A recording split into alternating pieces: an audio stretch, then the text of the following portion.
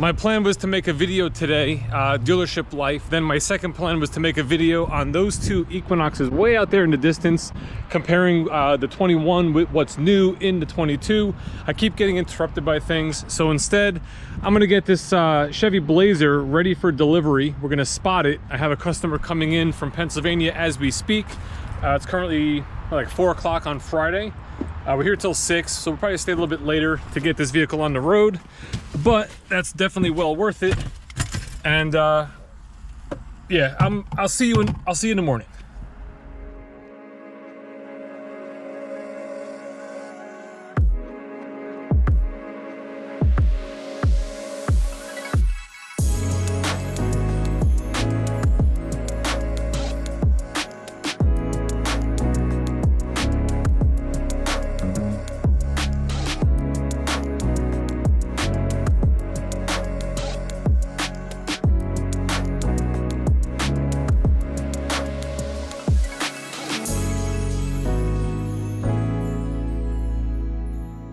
Now, that little montage you just watched was the 7 vehicles we have currently in stock here at Schumacher Chevrolet Livingston. We do have one 22 Equinox in the showroom, so we are down to 8 new vehicles in stock. As you look at our key cabinet here, you'll see that we have a completely empty cabinet here with no keys in it whatsoever. And then our larger cabinet that has key locations on both the back of the panel and the door is filled up with maybe 45 to 50 keys. That's about it. I think total these cabinets hold maybe 450. Now, although it always looks like every time I make a video we have very few cars on the lot, we are getting vehicles in and they're just rolling through pretty fast. So like yesterday, we did in fact sell and deliver that white Chevrolet Blazer 2LT. Those folks came in from Pennsylvania. They were about an hour and a half away, and they came in because they found the vehicle online and it had the equipment they were looking for. It was the right color, it was the right package. I looked in our system and there was only 3 of them within a 200-mile radius in that same price point. We ended up going back and forth for a couple days. They did not want to pay MSRP or total window sticker for the vehicle. However, that is what we were charging on vehicles right now. But as I got to talk to them once they were here, I understood that they did a lot of shopping and they did experience a lot of what's going on right now, meaning dealerships that are charging over MSRP, dealerships that didn't know that there was 0% on the vehicle, or they didn't want to express or let the customer know that there was 0% on the vehicle. Maybe they wanted to do a finance loan and make money on their interest rate and didn't want to offer the customer the 0% that GM currently has available. So in the long run, they did come down, they purchased from me, they're super happy, and hopefully we deal with them again in the future, when they need another car down the road.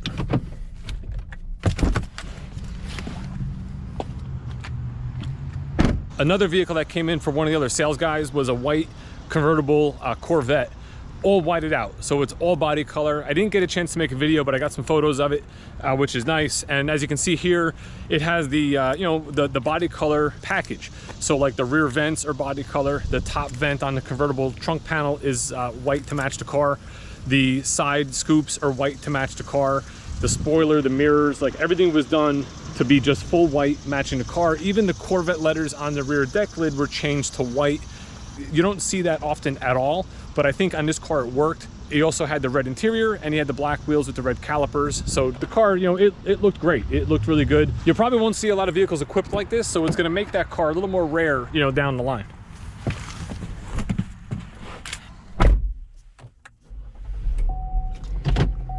We also had 2 truckloads come in last Monday. There were, I believe, 6 Tahoes, 1 Suburban, and 1 2500 Silverado. All but 2 Tahoes were sold when the trucks arrived. The 2 Tahoes that were available sold before the end of the day. So, that was 7-8 vehicles that came in and rolled out literally within a couple days. Now we're just waiting for more, more vehicles to come in. Al, thank you very much. I'm walking around filming and I got a little notification on my Shopify app that you ordered a crew pack. I'll get that out as soon as possible. And if you're interested in any kind of Dave B merch, I got a really cool metal quality keychain. I got some air fresheners for your car, and I got a t-shirt. If you want to bundle it all together, you get the crew pack. It's on my website, davebsellschevy.com. I really appreciate the support, and Al, thanks again.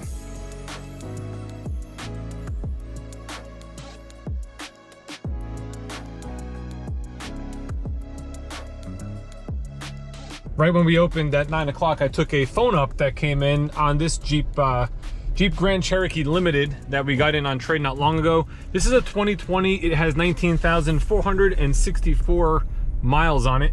The customer that called in is actually coming in from about an hour away in New York. So they're on their way up. They're gonna ask for me, Dave B, once they get here. We are selling this vehicle for $47,277. Nice vehicle. It's got all the fun stuff. You know, it's a limited, so it's all loaded up. It even has the Hemi. That's right, the Hemi. So hopefully we put this deal together today. Do a little spot delivery action on a Saturday. That's always a good thing. You know, as a car salesperson, if you have somebody that's coming from a distance, like an hour or so away, it's always a very good sign that you're going to sell the vehicle, because there's a ton of dealerships between you and them.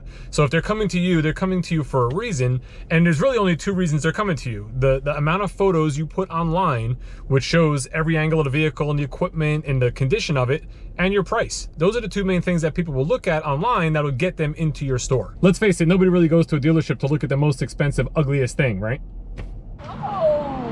What do you think? This car is beautiful. This is a 2020. Really nice. You just bought a Mazda. Sport pedal. Wow, this is really nice. It's got the Hemi. 5.7. Yeah. Wow. Nice wheels. 4-wheel drive, limited X. I don't know Jeep all that well, so I don't know what the X stands for. What is the X? Limited X. It's like I think like a midnight edition that we offer. Right. Is that what it signifies? The extractors on the hood. Is that what puts the Hemi in it? X. I'll have to look it up. What you should always do when you're showing a vehicle is actually drive around the block, see if you got some oxidation and rust on the rotors. So if I drive this around, I can get all that off. It'll just look a little bit better for the client when they come in. No reason to show them a vehicle with that on it, because it'll wear off, you know, as soon as I go around the block. No door dings, nothing on this. Real nice looking truck. Look at the sensors on each side, front and back.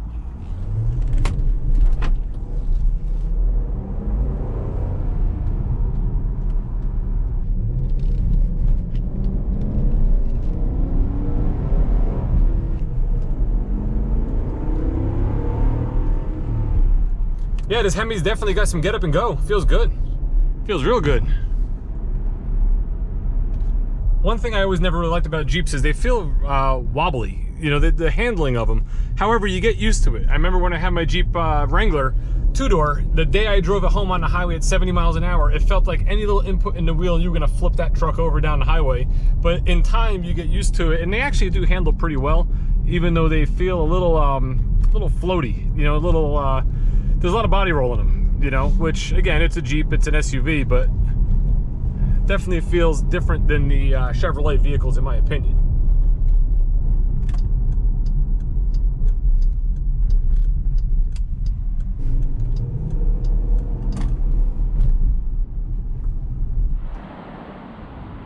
In this morning's meeting, we got some good news from the sales office here, more to our pay plan. Now, a lot of people have been commenting about, like, is the dealership doing anything to help out in these times and this and that, because inventories are so low.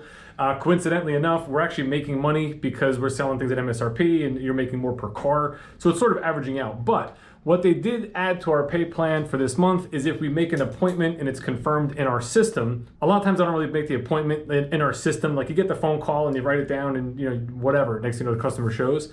But if we put it in the system, the customer shows, and we sell the car, it's an extra $50. Another thing they added to our pay plan for this month is if we actually buy a car from outside and bring the car in, because we're also looking for like used cars and stuff like that, we're gonna get paid, what was it, 150, right? $150. So like the other day, I had a customer of mine who wanted to get out of their Traverse lease early. They weren't replacing it. We brought that vehicle in, we bought it out. We'll have it on our used lot as a certified vehicle in a couple days. I get paid $150 for that transaction. So definitely two things that they're doing to look out for us. We appreciate it. So Sal, GC, thank you. Cut.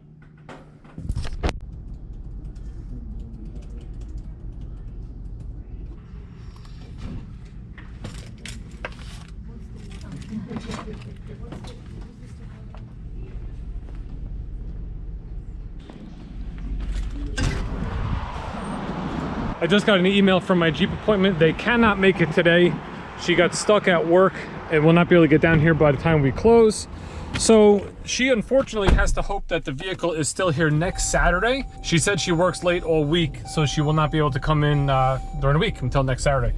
So we'll see. We'll keep her updated on the truck being here and available, just in case it sells, you know, before she can come back down. There's a whole lot of nothing going on at the moment. It's very slow today. You know, in our area, I think the word is out, you know, over the last number of months that there aren't a lot of vehicles out there and people are just putting off buying new cars and stuff like that. I actually finished last month with only 12 units. I generally average about 17, 18 per month at this store. I did 12, you know, not complaining, you know, money-wise, I did fine, so that's cool. You know, it's just a matter of trying to get those units up so we can hit those unit bonuses and stuff like that, which will just maximize income even more. We'll see what the rest of the day brings, but not much going on.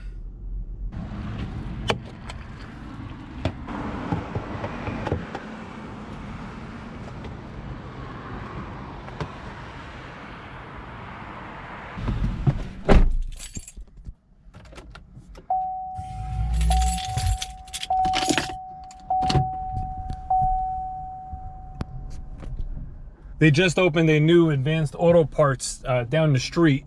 So I put tires on this car last week. I think since it's a little slow at the moment, I'm gonna drive down there and get myself a new cabin filter for the inside. And then I'll put a new air filter on it during the week. They don't have the air filter in stock, so I'll just pick up the one today and drop it in the car.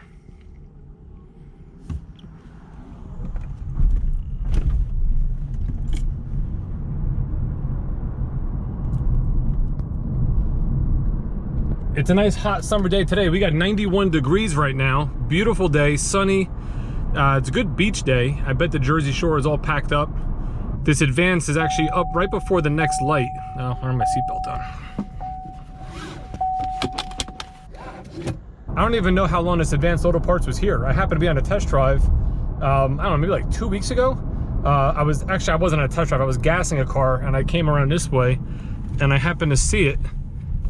And this isn't even the parking lot for it, it's over there. All right, I gotta loop around. That's an in only.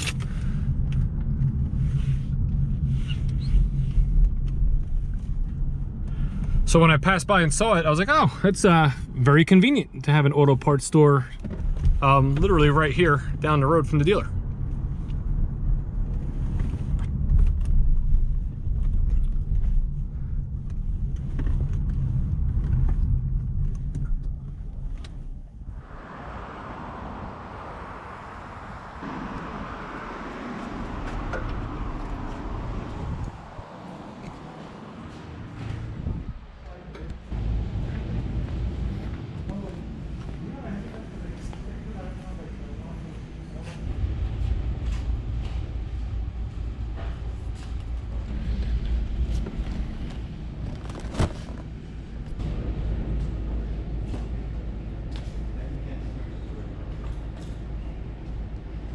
Just watching a YouTube video on how to replace the cabin air filter in the Volt. Looks like I need a 7mm socket, which I don't have with me. So I may just do it at home. There you go. Just slide that thing out. Remember, the airflow goes downward. Airflow goes downward. Look what Sal had. Standard, we need metric, but I think we can make this work.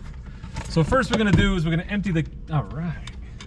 We're gonna empty the contents of the glove compartment.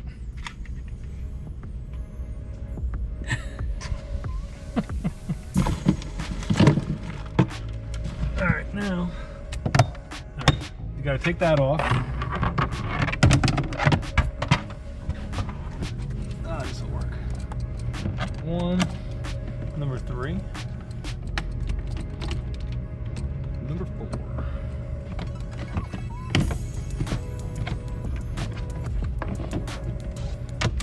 5. And there you have your glove box. Put that aside. They said 2 tabs. There it is.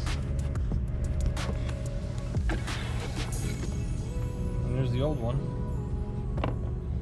The standard tools work just fine, even though it's a metric size bolt, no big deal. You drop the glove box door, you take out 5 screws, the whole glove box assembly comes out.